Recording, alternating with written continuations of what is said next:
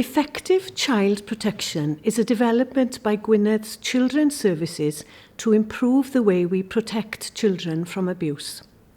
As part of the work, we have published many materials, including practice resources that are available online. In introducing effective child protection, we have placed emphasis on the importance of reflective practice and the use of a practice mentor. I'm delighted to see the publication of the Reflective Practice, a quick guide for practitioners. This work has been done collaboratively between Siobhan McLean and our practitioners here in Gwynedd. The booklet introduces the main ideas and includes new models of reflection. Siobhan has also worked with our managers to develop reflective supervision, also publishing a supervision toolkit for managers. I am confident that these resources will benefit practitioners and managers in Gwynedd and beyond.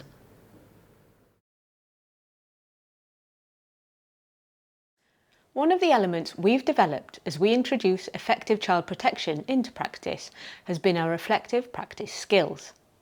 We've used this specifically as a way to weave together what staff learn on training events with their day-to-day practice. It is that ability to take a step back, to think about what we are doing in our work with families, asking, is what we're doing changing things? Is it leading to better care? And are things safer for the children? If you look in an ordinary mirror, you see an exact reflection of what's in front of you.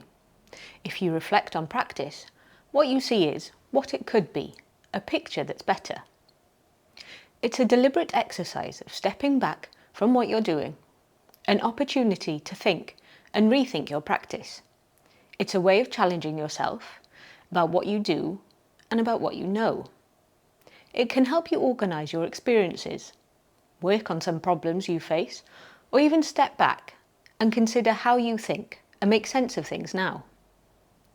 The aim, of course, is to be open all the time to the prospect of doing things differently, being willing to learn and hopefully to do things better. When someone starts reflective practice, what they're really saying is, I'm ready to learn. I understand that this is not the only way to think about this. It's not the only way to do things. Reflective practice is particularly useful to help practitioners to weave what they learn on training courses with what they then do in real life when they're working with a family. Training itself isn't effective unless it changes the way we work with families, for the better. So, we introduce effective child protection ideas and techniques through training events. But it is reflective practice that helps practitioners weave these into their day-to-day practice. If you think of a simple but challenging example, how do we try to have conversations that are more collaborative with families in child protection? One attends training and is challenged to do things differently. Someone ventures out and starts experimenting. Through reflective practice, you look at your experiment of trying to do things differently. You reflect on what you did and you analyse how that worked. What did you feel when trying to do things differently? What worked? What would you have liked to do differently, but didn't succeed in that moment of trying? What do you want to try to do differently next time? Over the years, we have trained staff and managers in reflective practice. This has led to an initiative between a group of staff and the international expert in this field, Siobhan McLean. They created a quick guide to reflective practice.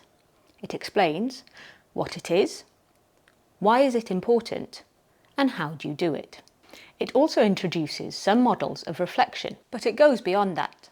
By bringing everyone together to share their experience of reflecting, people started to talk about some of the models they liked and ways they themselves reflected. Several new models came to light. Here's the experience of some of the practitioners who developed the booklet with Siobhan.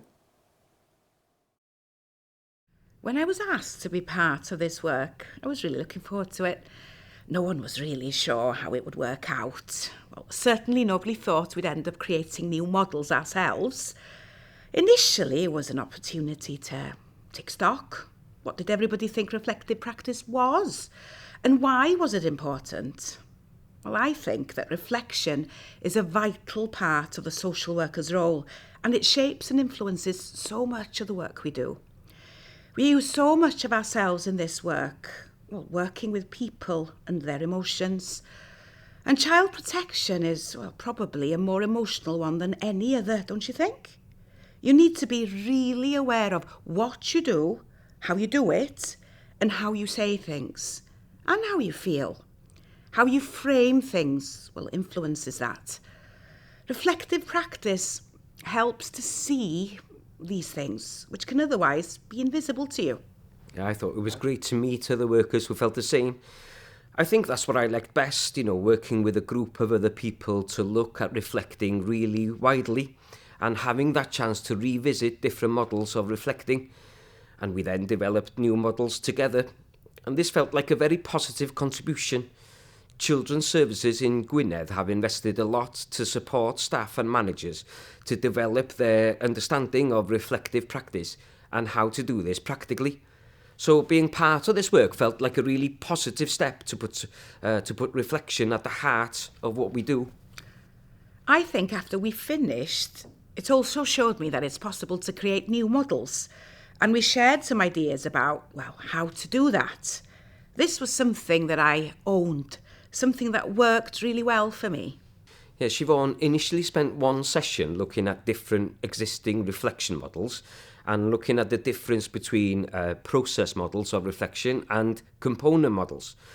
Now, the process model is a structure you follow when reflecting back on something that has already happened. It usually starts with someone asking what happened, and it then follows a process or pattern from then on. Component models are somewhat different. It gives you different ways of looking at things, like a different lens, if you like, and you can use that to reflect on something that's happened or something that's going to happen in the future, or reflect on something that's happening now. One thing I found interesting was why some members of the group preferred some models of reflection and others preferred other models. That got me thinking about the benefits of using, different models for different pieces of work and at different times, before, at the time and after. I like the weather one, which asks you to think about how you feel now through weather visualizations. It was sunny because of this, or it was foggy because of something else. You describe a lot of your feelings and, how widely we respond to things. Yeah, I like the head, heart, hands and feet one. That helps differentiate what you think, what you feel, what you do and what you need to do next. I find that handy. And if I'm not careful, all of those things end up as one big mess, all together like some minestrone soup. But they're not all one thing, are they? And feelings influences so much, doesn't it?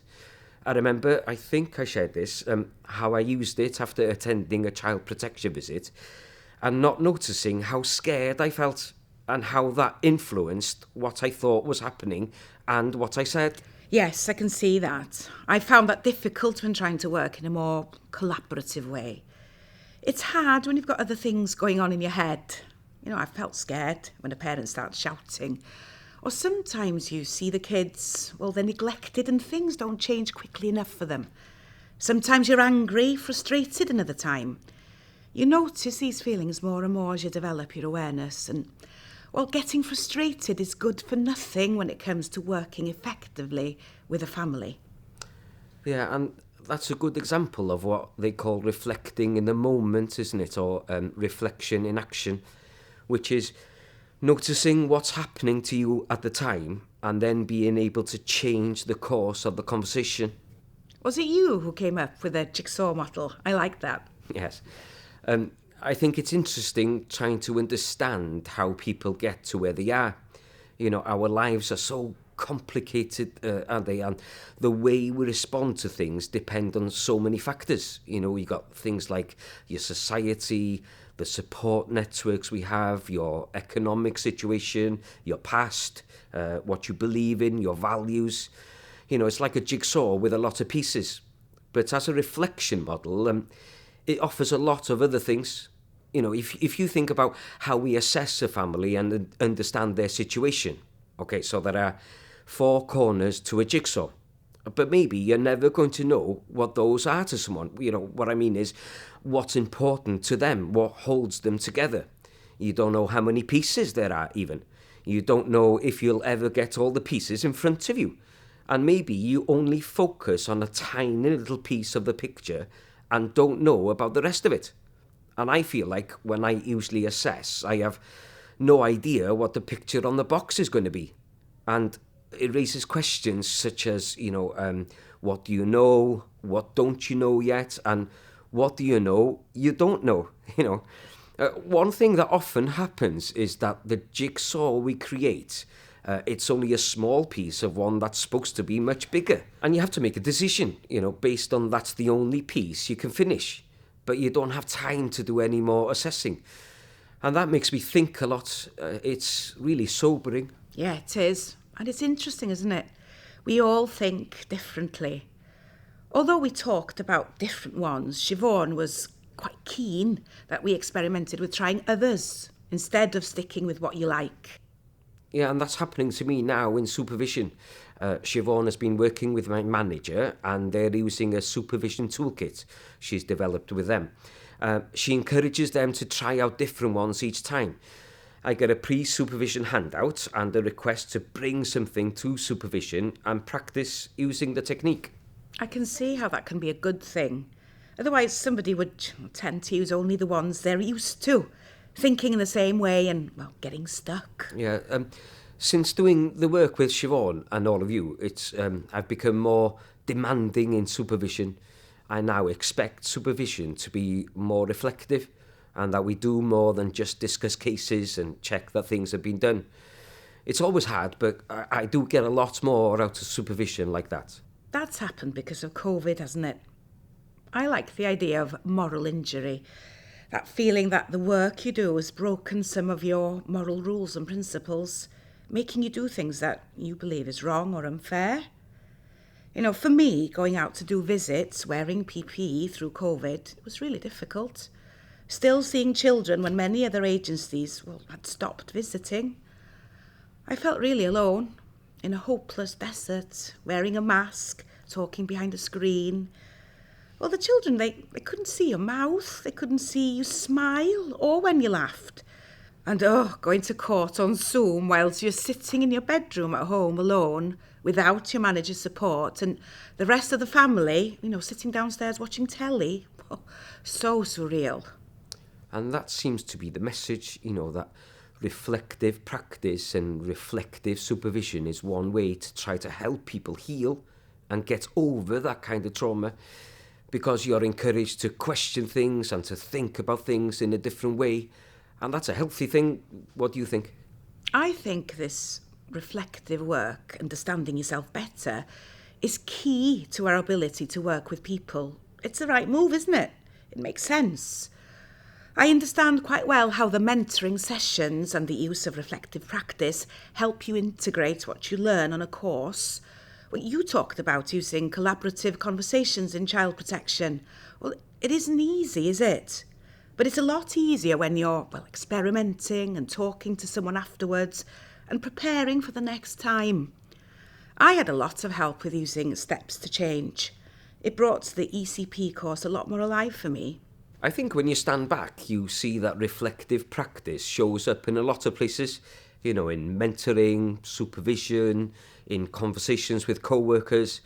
And I certainly use the principles when I think about visits and what I'm doing. We usually present reflection as a positive thing that helps weave learning into practice. We've also discussed reflective practice as a positive response to what's called moral injury. It came to light during COVID, but moral injury has been part of the day-to-day experience of child protection workers for years. Research suggests that organisations and management approaches that place an emphasis on reflection helps to avoid the worst impact of moral injury. Encouraging reflection in practice therefore not only develops employees' practice, but also promotes their well-being. As we reflect on our practice, we take a step back. We see a lot more, and possibly we see things from different angles. It's that recognition that as humankind we look at things one way, but it's not the only way of seeing things. So in order for us to develop, we admit that there may be other ways of looking at things. Reflective practice models help us to do this. The models work well when you use them on your own or with others in a group setting. Doing this, reflecting in action, with families should lead to better practice and a better experience for them. Workers who try to understand their circumstances and listen. Workers who are aware of the tension and power difference in their role as social workers. Workers who can walk the journey with families rather than workers who criticise them. The intention is to practice more effectively to support children and protect them from harm. These new resources are available to support practitioners and managers. We encourage you to try these out yourselves and to experiment. It's the doing that matters, and then reflecting on the doing in order to learn. Hi there, my name's Siobhan McLean. I've been a social worker for 33 years. I mostly now do learning and development, largely around the areas of social work theory and critical reflection. I'm absolutely delighted by the work that's been going on in Gwynedd around reflective practice. Of course, reflective practice is absolutely core to everything that we do as social workers. But as social work reflects society and society is constantly changing, then social work needs to constantly change. And I think sometimes our approaches and the way in which we teach and talk about reflective practice are not keeping up to date in that same way. So it's really brilliant that Gwynedd have looked at developing a booklet about reflective practice for practitioners, which is based around the what, why, and how framework. So what is reflective practice? Why is it so important for us in contemporary social work? And how can we do it? And how can we further develop our skills in this area? Of course, the what, why, how framework is always essential within social work, and it's a great reflective tool in itself. So applying that into the booklet is a really good idea. But what's magical about this booklet is the way in which practitioners share their own how-to. Practitioners have come together and developed their own models of reflection, which sit within the Welsh context, which really bring to life reflective practice. And I'm absolutely delighted to be able to support the development and the launch of the booklet.